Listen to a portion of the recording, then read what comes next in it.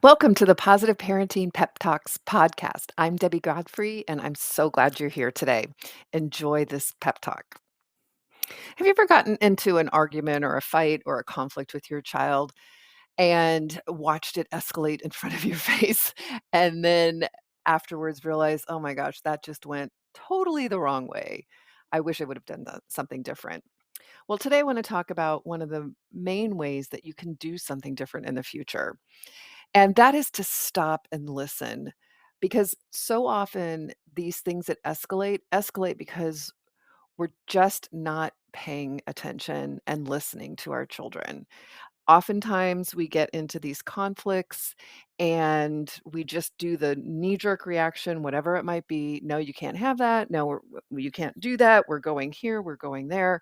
And all of a sudden, there's a meltdown. And then it's really hard to pull ourselves out of a meltdown.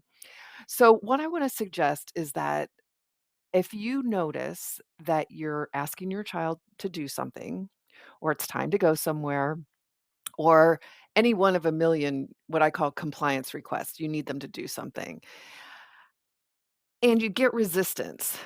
The first thing I want you to think, instead of pushing through that resistance, is to just stop.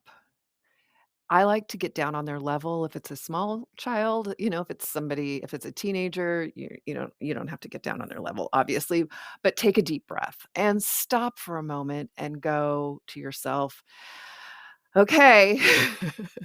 I have a I have a choice here. I can go down the path of pushing through this and probably creating a bigger conflict, or I can stop and just listen and pay attention. And I can't tell you how many times I've had success with this. And I'm thinking right now with my 3-year-old grandson, so many times we'll be doing something and I'll say, okay, Remy, it's time to pick up your toys. And he'll say, no. And of course, when a child says no, the hair stands up on the back of my neck. I wanna push through. I wanna make him do it. And I've learned he's super, super sweet. And if I just stop and I sit down and he looks at me because he knows, he said no and he knows I need him to do something. And I'll say, sweetie, I really need you to put your toys away, especially if we're gonna go downstairs or if we're gonna, however, whatever we're gonna be doing. And if he still persists in saying no, I'll rub his back. I'll talk to him a little bit. If I have time, I'll say, "Hey, why don't we read a book?" And then after we read the book, I'll say, "Okay, time to clean up your toys." And often at that point, he's willing to do it. But every time I've gotten into this situation with him, if I've just stopped pushing him, stopped trying to push through that initial resistance and just waited and be kind to him and be loving to him, he shifts his mind and he's willing to do it. I'm gonna say 85% of the time. It's not been 100%.